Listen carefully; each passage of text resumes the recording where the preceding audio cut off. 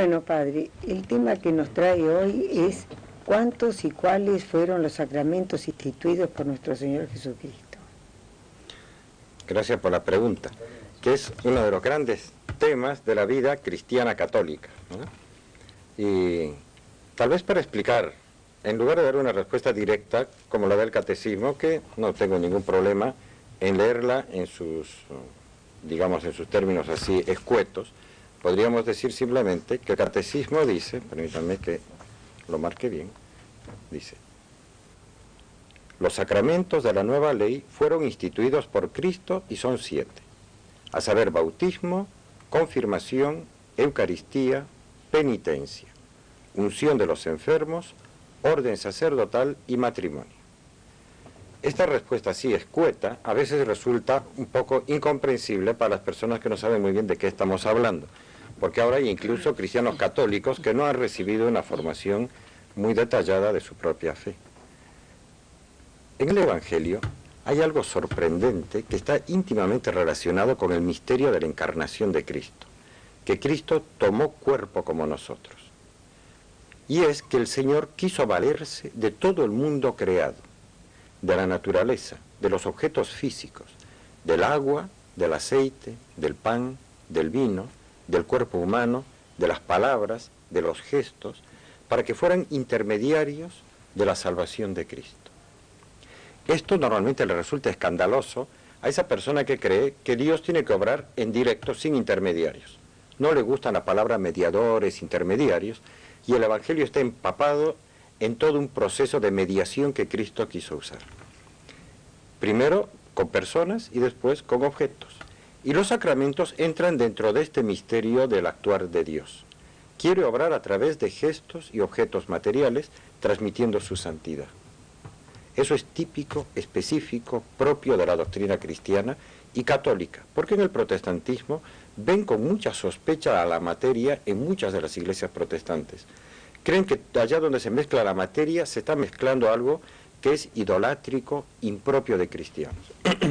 Fíjense cómo en realidad en la Escritura el Señor no actúa simplemente como un Dios incorporal a distancia. Ese no es su modo habitual de obrar.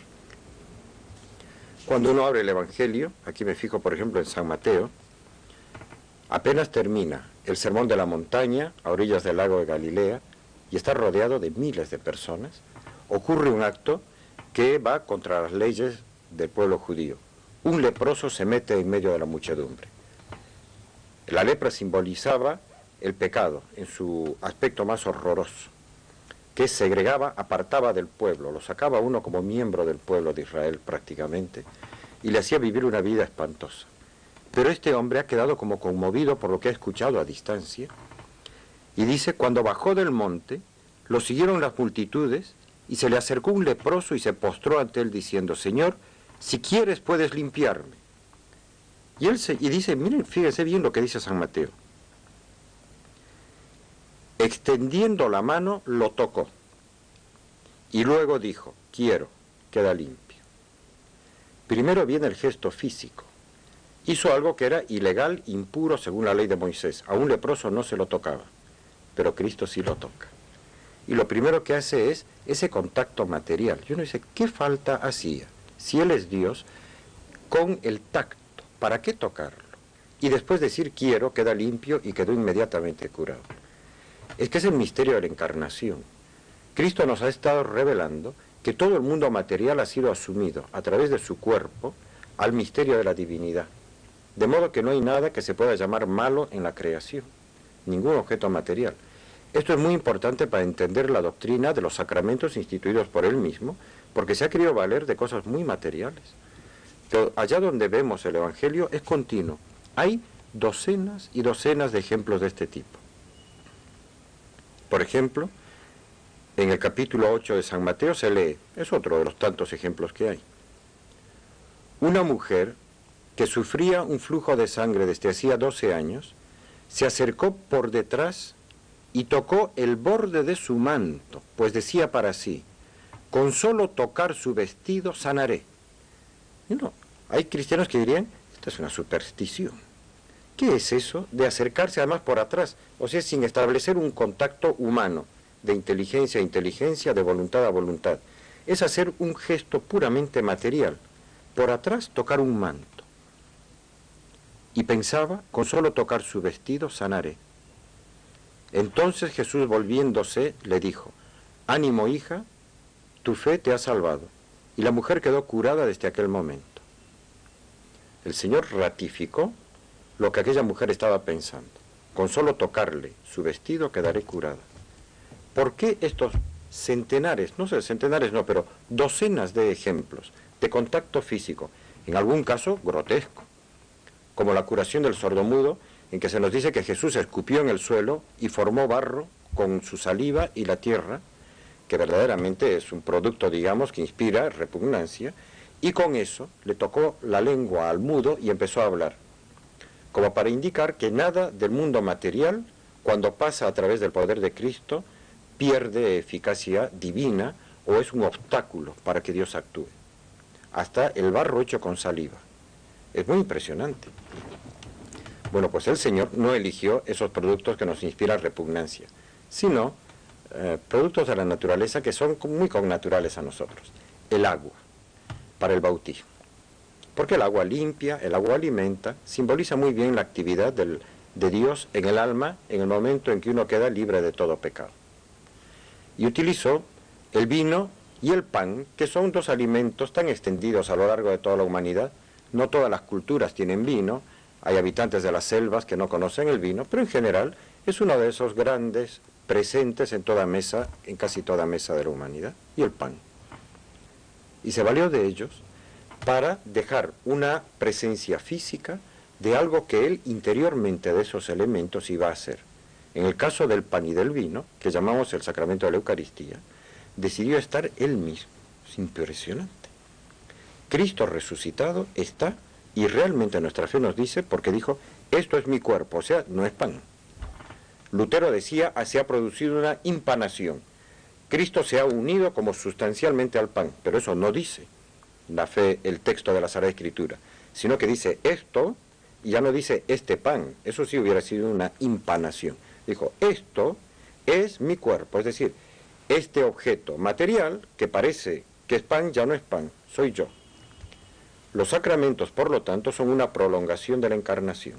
Igual que la Iglesia Católica, que tiene elementos visibles e invisibles, es una prolongación de la encarnación, así son los sacramentos de Cristo. Bueno, creo que ha sido un poquito apresurado todo esto, pero el trasfondo de la esencia de un sacramento creo que por acá queda más claro, ¿no?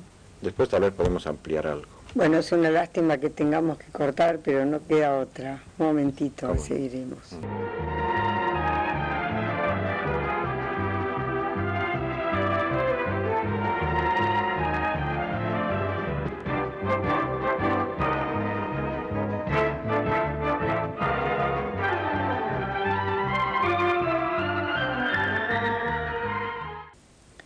Bueno, padre, completemos un poquito lo que nos había quedado. Sí. ¿Y cuál es el significado que tiene realmente la palabra sacramento? ¿Cómo no? Sacramento realmente es una palabra que significa algo escondido.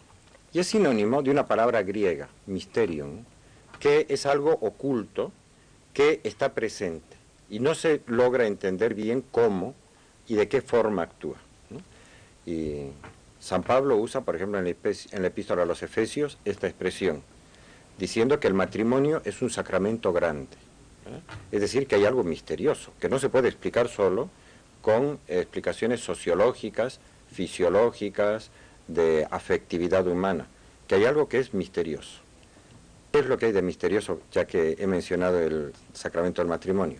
Es que en la unión de dos cuerpos humanos, del marido y la mujer, actúa toda la santidad de Dios mismo.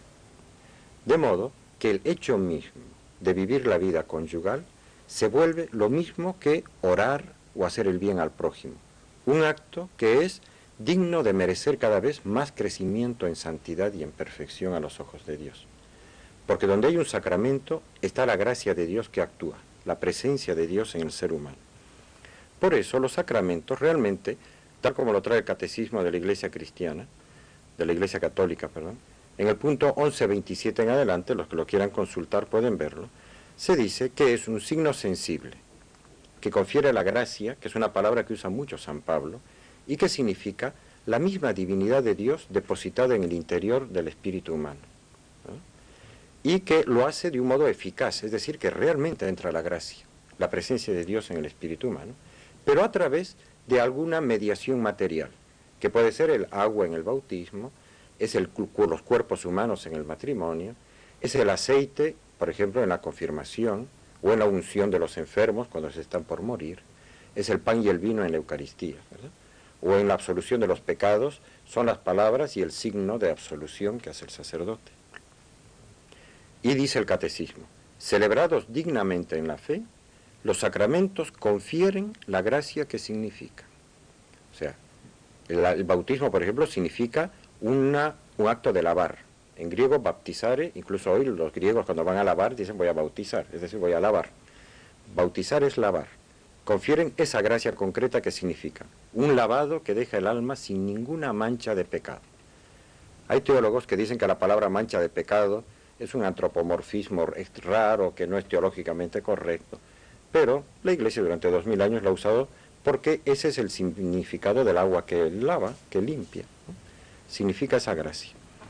El aceite significa algo que alimenta, que cura heridas. El pan y el vino significan un alimento, de modo que la Eucaristía alimenta, permite que uno tenga fuerzas para vivir como un cristiano, con unas virtudes que a veces son tan difíciles y normalmente imposibles de vivir, como perdonar siempre al enemigo, si es que uno no se alimenta de Dios. Pero en la Eucaristía, alimentados de Dios, podemos vivir todo esto. Y por eso dice el Catecismo, son eficaces porque en ellos actúa Cristo mismo. Es impresionante esta nuestra fe. Por ejemplo, cuando un sacerdote está bautizando en una ceremonia de un bautismo, y en ese momento esa bebita o ese bebito se transforman en hija o en hijo de Dios, no es el padre, el sacerdote fulano de tal el que está bautizando. Cuando alguien bautiza, dice el Concilio Vaticano II, es Cristo mismo quien bautiza. Es una acción divina. Los mediadores materiales no son más que instrumentos. Igual que en un teléfono, la voz que me llega de otra persona no procede del aparato físico. Es un puro mediador, el aparato. Es realmente otra persona la que está hablándome. En el bautismo es Cristo el que está bautizando. En el momento del matrimonio es Cristo el que los está haciendo una sola persona para siempre, indisolublemente. En la unción de los enfermos es Cristo mismo el que está preparando esa alma para que esté fuerte y perfecta para presentarse a Él. En la ordenación sacerdotal es Cristo mismo el que a través de las manos del obispo está diciendo a un pobre hombre que en ese momento está recibiendo el sacramento del orden sagrado, le está diciendo a partir de ahora serás otro Cristo. O sea, podrás impartir mis sacramentos al pueblo de Dios, cuidarlo como yo mismo. Pero es Cristo el que hace eso, Cristo quien transmite su poder. Cada uno de los sacramentos tiene esta cualidad tan impresionante. Y por eso añade el punto 1129 del Catecismo. La Iglesia afirma que para los creyentes los sacramentos de la nueva alianza son necesarios para la salvación. O sea, los creyentes tenemos que estar bautizados, confesarnos por lo menos una vez al año, comulgar por lo menos una vez al año, alimentarnos de Dios, etc. ¿Verdad? Para los no creyentes, es otra historia que tal vez en otra ocasión podremos hablar, Dios, a los que no han tenido la dicha y la felicidad de conocer y poder recibir los sacramentos de Cristo, les considera cualquier acto de buena voluntad que dentro de su cultura y de su situación personal y de su grado de inteligencia, hacen en esta tierra que merece que Dios les dé la gracia de salvarlos. O sea que se pueden salvar, por supuesto, pero no se salvan realmente sin la oración de toda la Iglesia, porque rezamos, sobre todo los sacerdotes y todos los fieles, todos los días, rezamos por la salvación de todo el género humano. De modo que cuando se salva a alguien que jamás escuchó hablar ni siquiera del cristianismo, o un bebito abortado, a quien Dios lo salva, es por los méritos de la Iglesia orante, ¿verdad? O sea, fuera de la Iglesia realmente no hay salvación, pero es fuera de esta Iglesia orante que va pidiendo por la salvación de todo el mundo. Pero para un creyente que está bien informado, no puede portarse como si fuera un ignorante. Su camino ordinario son los 7 sacramentos. Tiene que pasar a través de ellos. Por eso son necesarios para salvarse a todo católico que quiera vivir bien, con santidad, que quiera ser como esos santos, esas santas, que dan ejemplo de vida. Son gente que se ha nutrido de los sacramentos, es decir, de la vida misma de Dios que llevan habitualmente adentro, en estado de gracia. Bueno, no sé si esto de alguna manera alcanza para redondear, ¿no?, el tema. No diría yo que alcancen en forma exhaustiva, pero nos ha dado por lo menos un panorama bastante concreto y bastante amplio. No se puede pretender más. Muchísimas gracias, padre. Bueno, aquí está.